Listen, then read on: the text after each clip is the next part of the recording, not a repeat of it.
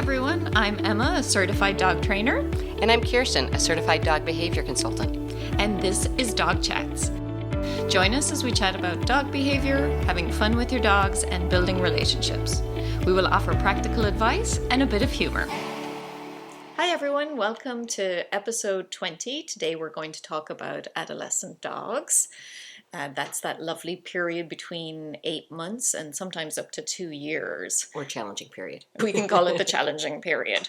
For those of you that have puppies, it's ahead of you. Mm-hmm. And for those of you that have come through it, you can understand what we're going to be talking about now. Hopefully we'll help some people that are just right at that stage with their dogs. Yeah, to anticipate what's to come. Mm-hmm. And I have to say, I became a trainer because I had an adolescent puppy that was very challenging. And I just needed to know how to help him. Back then it was a little different. You kind of put your foot down and said, this is the way it is. But we butted heads quite a bit. Mm-hmm. I'd ask him to sit and he'd look the other way. Yeah. He was like, yeah, I don't want to do it. So that's kind of what you see in adolescence. Yeah, or maybe it's not that he doesn't want to do it. He just literally can't hear you because there's a really cute girl dog on the other side of the street, right? This is true. Something much more interesting than a Bernedoodle. Yes. So during that time, there really are like teenagers, right? There's a lot going on. There's hormones, the back teeth are coming down, there's growing pains, and there's stuff going on in the brain. Absolutely. So tell us a little bit about that. So when the brain is growing and changing, one of the things that happens is it has to let go of some of those neural pathways. Like literally new cells are kind of forming and new neural pathways are forming. And so that's when we hear people say, it's like my dog forgot everything they knew. So they have to forget that to make space for some of the new learning that's going to happen. And then on top of that, we have these different sections of our brain. And I'm going to completely oversimplify and say we have the front brain, we have the middle brain, and then we have the back brain. And that middle brain isn't formed yet. And it's such an important part of the brain because otherwise when there's a message that comes in, it comes in the front like, oh, big dog with, standing up fur and a tail that's curled around his back, goes straight to the fear or right to that amygdala. Where later, when the dog's 2 or 3, that middle brain will take the information and kind of play around with it a little bit and say, have we seen this dog before? Does the dog smell okay? Mm-hmm. Is the dog growling at me or smiling? So because the brain isn't fully developed, we get these quick emotional responses that come across as emotional instability. They look like our dogs are crazy. But that modulation isn't there yet. Like that midbrain isn't able to calm down all those messages and make sense. How does that look different to us when we look at our dogs? Mm-hmm. Sometimes I say to people, you're going to wake up and things are going to look different, right? But then some dogs don't go through it, which is really interesting. Some dogs, their brain's more mushy. Yeah. I don't know. Or than others. They're able to modulate better. Yes, they're able to figure it out, and maybe even with their person, they're able to figure it out a little better. Mm-hmm. And of course, that's the kind of the dog they are too, the individual dog in front of you. Yeah. And how they bond and who they are, it might look different. Oh, totally. I mean, if I look at my dog Mick, the Border Collie German Shepherd, his adolescence was a nightmare, and it was all these big feelings, big emotional expressions, completely unbalanced and unregulated. And yet, if I look at Charlie as an adolescent, it was a totally different picture. Looking back on it, he was shut down, right? He was having that same imbalance, the same kind of cross mismatched messages in his brain. But instead of acting out and having these big emotional expressions, he became very quiet. He was afraid to walk around town. He was starting to react to things he had never reacted to, but in a very quiet, calm way. And I thought, oh, wow, he's barely experiencing this. But as he passed through that, I realized he was probably in a second fear period and not happy. And just important too to mention what a fear period is. That second fear period is things that they weren't afraid of before. Suddenly they have a little fear. Like my dog Dusty, it was statues. Yeah. Like suddenly he got afraid of statues. He'd bark and lunge at them. Yeah, Charlie's was garbage cans. So that was really rough on a Monday morning, trying to get around the neighborhood, where that hadn't been an issue before. So something happened during that phase where he made that negative association with the garbage can. Yeah, and it can be just like you were saying, the brain is going through changes, and then all the stuff that's happening in the body, all of it is just throwing everything off. Yeah. And they're not able to think straight. Yeah, I mean, the hormones coming in actually mess with some of the neurotransmitters. So some of the new surges of hormones, and it doesn't matter if your dog was spayed or neutered, right? They still have these hormonal surges. A lot of people don't know that. And that messes with communication. So I was thinking about this on the drive here, like a good analogy for people, what's going on in their brain. If I was driving in a rainstorm and voice texting Emma on speakerphone and the radio's on, you're getting the windshield wipers, the rain, my voice, and the radio all into this voice text with autocorrect also, and my Chicago accent messing up a lot of words. So by the time Emma gets the text and reads it, it looks like it was written in, Latin or something. That's the way my texts look when I send them to you, because I never check them voice. Yeah. And in my head, I was perfectly clear. But it's all these things bombarded in my environment in that moment send it the wrong message. And so the message that the dog is giving out, they don't always even know that they're giving this discombobulated, unbalanced, unmodulated behavior. The other thing, too, you see with adolescents, there's a little bit more confidence to go out and explore the world and want to leave your person behind and go out and check it out. Right. So there's that going on as well. Yeah, I love how Dr. Tom Mitchell says that was Mother Nature's way of developing the part of the brain first called the excitation neurons to go take a risk, to go find a mate, to go explore, to move away from mama dog, right? Because dogs don't grow up in packs. They don't live in their family groups. No. So Mother Nature had to get them to go, leave the family and find a mate. But she did that 6 months before the impulse control inhibitory neurons are done. So that's why you get this bad choices or not thinking things through. Like literally the logic part of the brain isn't developed enough. Yeah.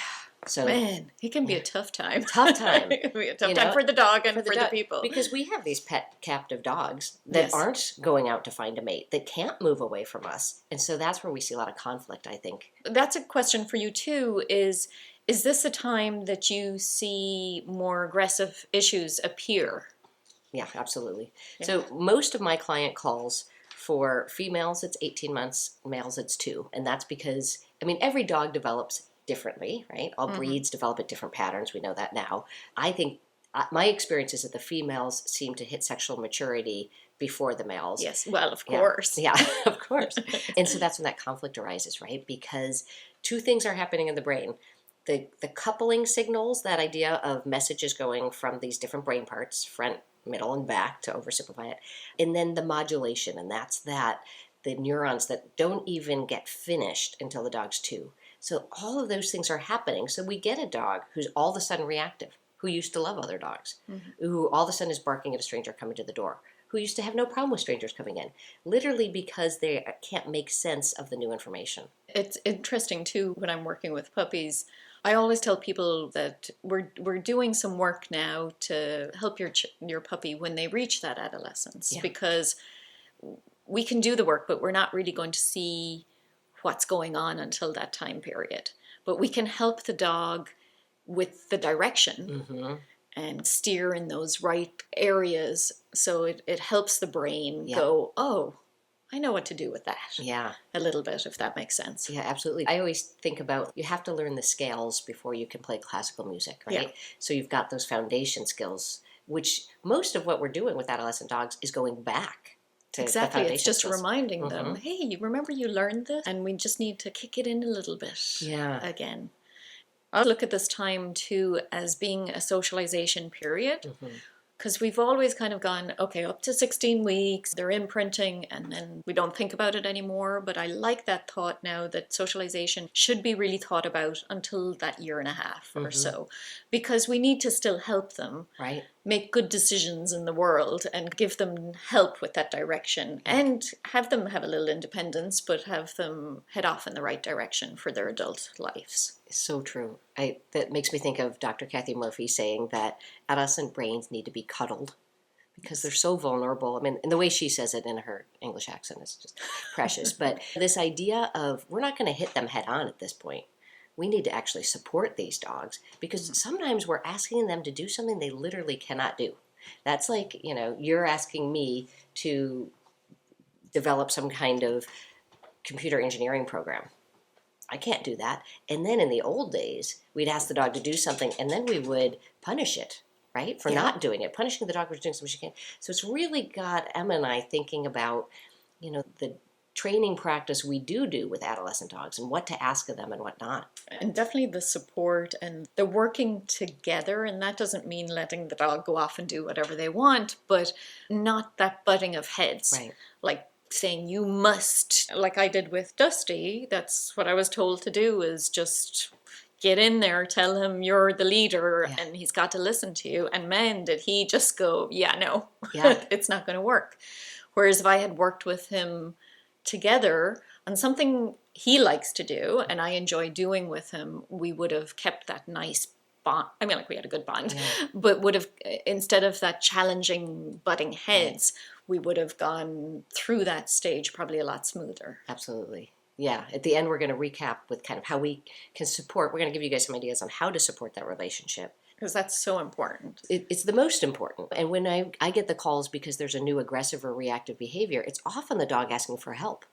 Yeah. Not trying to be stubborn or a jerk. They're dealing with their own emotional roller coaster and they need support. And there's a lot of frustration during those months as well. Yeah. And how to help them regulate a little bit of that. Yeah. We were talking about that, build a little bit of grit, but not have it be frustration where it goes to a next level. Absolutely. So building a little bit of calmness and a little bit of self-regulation. Yeah. I was telling Emma that Dr. Christina Spalding feels very much that some good stress and even tolerable stress is important to build that resiliency, to help them grow. I saw a lot of dogs during COVID that I don't think had to practice any impulse control because they were just in home kind of getting to do what they wanted to do. Yeah. Then when they went out in the world, all of a sudden they didn't have that resiliency. And we saw a lot more reactivity. I do like a little bit of impulse control, but again, always watching that it's not frustration, that we're not asking the dog to do more than they can do. We just want to see a little bit of, I can take a moment. Yeah. Now I can go do something. Right. So there can be some growth. And that makes me think of one of the things that Emma and I both do is the mouse game. It's called different things by different trainers, but essentially the dog is on the mat relaxing and there's a treat under your hand and you're waiting for that dog to not poke his nose into your hand and to just be still for a moment and then you hand them the treat. I used to do this differently. I used to do it pretty hardcore where I was waiting for that dog to kind of move away before I'd hand that treat. And I was working with a adolescent dog who got so frustrated that he bit onto my arm and held my arm. Wow. That when I was covering the treats. And it was a great lesson for me because I crossed over. That was that line between frustration and grit building. And I asked too much of him in that moment. He was just like, you could see that, right? And it's not to say all adolescent dogs are all the way up with frustration. They're not, but you definitely can see it. So it's just taking a look at that and just saying, how can we work together? And that mouse game now, I've changed into more like throwing a treat, come back, look at the treats, and if you can hold yourself back a little bit, I'm going to throw you another treat. I like that. That we're always switching. Every podcast we have taught something about something else. Here's what we're doing now. So let's talk a little bit about how we can help them through this stage. And again, it's different for every dog. Like you were saying earlier with Charlie, how different he was from Mick. And for my previous dog, I told you that's the reason why I was training. He was, off the charts, right? Yeah. But Kiva went through adolescence really easily. Yeah. She had her little good naughty spots that we talk about. She still has a couple of those. But she went through that transition much easier. I barely noticed it. But like I said, Dusty was a bit more challenging. So what can we do to help them through that stage, even if they're not showing all the signs? Because you were saying Charlie didn't necessarily show it like overtly. He was struggling, I realized later. Yeah. I think one of the things is setting them up for success.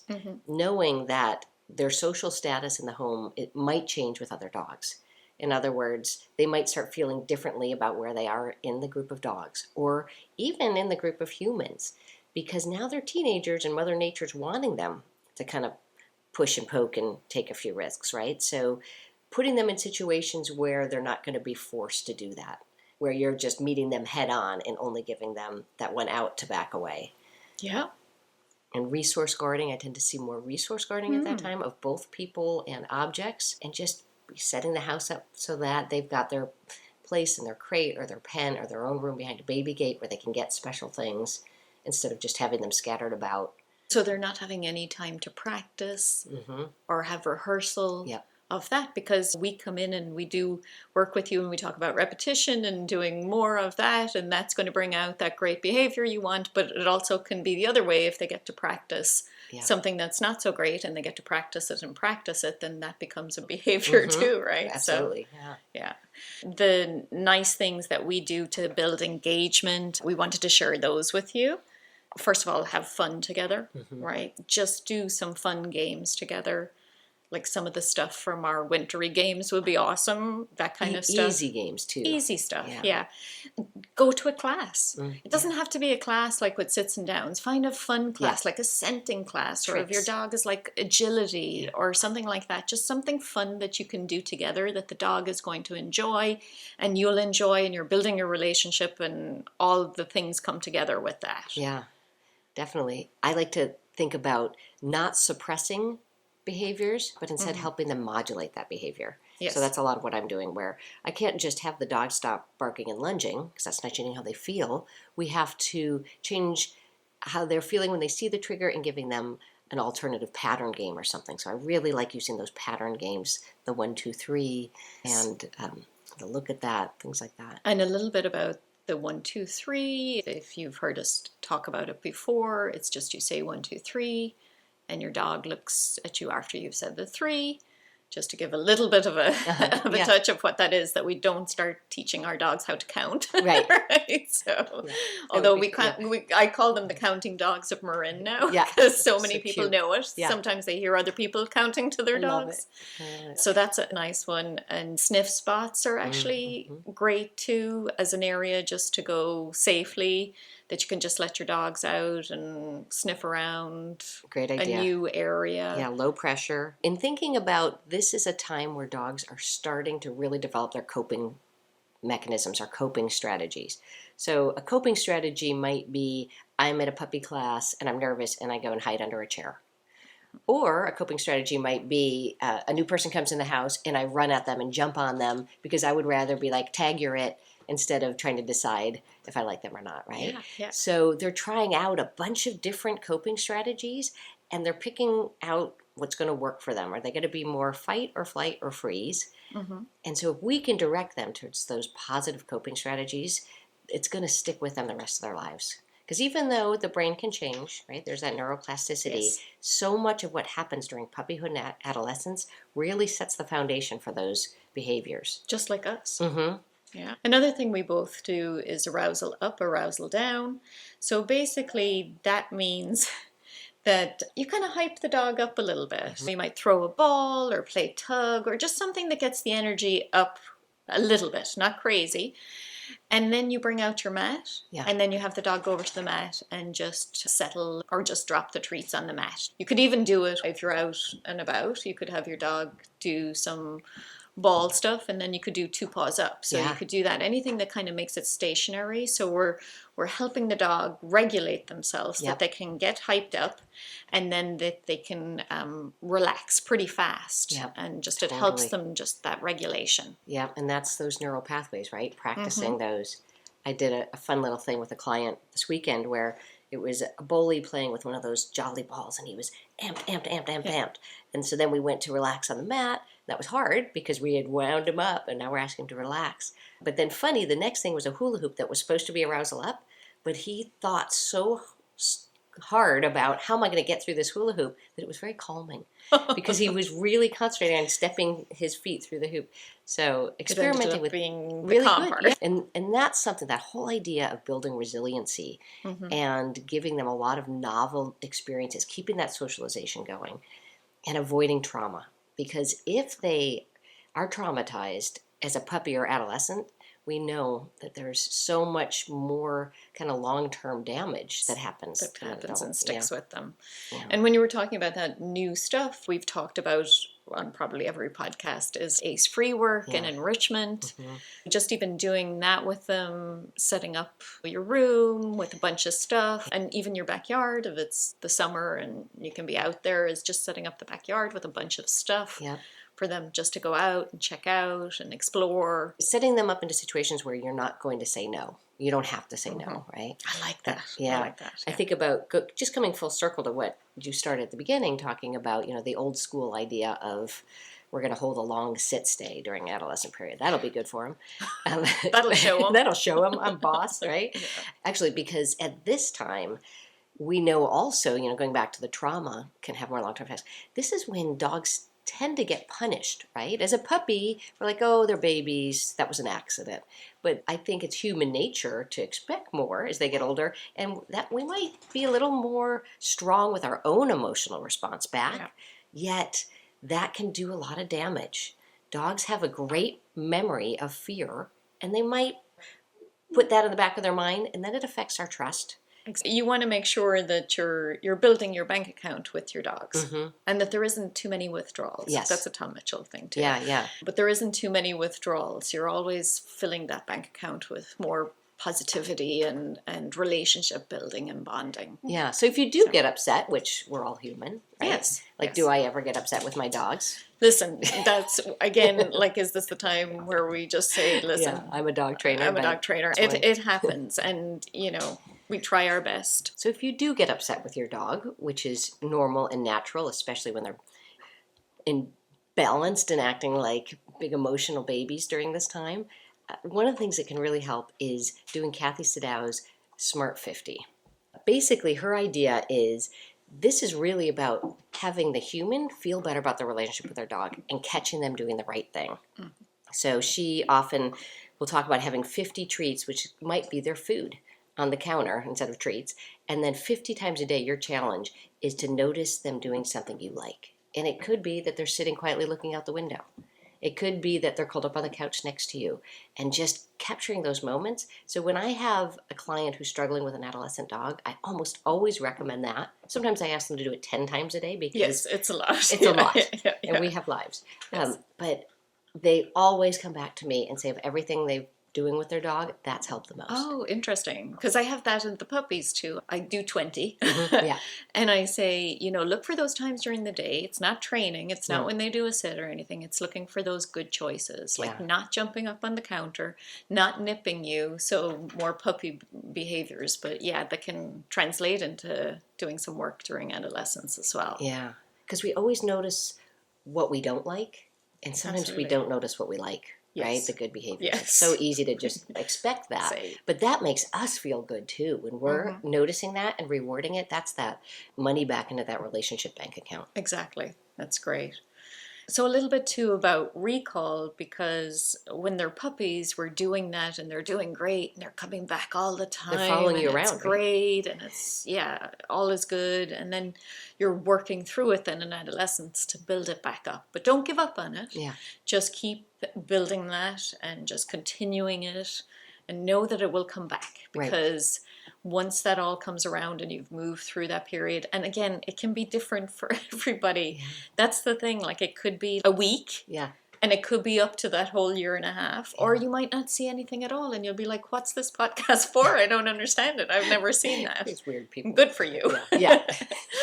But just know that it will come around. You're just building that relationship. It's a phase that we, again, want to keep an eye on, nurture, support to get through. Yeah, the hormones will get more regulated. That brain development will happen. And so that modulation and coupling is going to go back to where it was as a puppy, or even better. There's nothing like an adult dog. Yes, and then you go, ooh, I wish they were back at the missed puppies. it. I miss my adolescent They're dog not running that wanted around to play. and doing zoomies anymore. Yes. Yeah. So yes. So we just wanted to let you know, too, that we are, if you are local. Or you want to fly out to California. Or you want to fly out to California, we are planning an adolescent workshop. Adventures in Adolescence. Yeah, there you go. Just to kind of build that nice communication between each other and keep that going during that time. So if you want to find out more about it, you can contact either one of us through our email, which is at the end of the episode, or check out our Instagram. So hope that was helpful. This too shall pass. And just as you were all once 13-year-olds, Yes. and just remember for a moment some of the ththings you did in 8th grade and forgive your dog. Everybody goes through it at different ways, but you just got to cuddle that adolescent brain. I love it. All right, until next time, thanks for joining us. Take care. Thanks for tuning in today, and hope you'll join us for our next episode. You can reach Emma at ecdogtraining.com or on Instagram at ecdog_training, and Kirsten at kwhappydogs.com or on Facebook at kwhappydogs. Don't forget to hit subscribe. See you next time.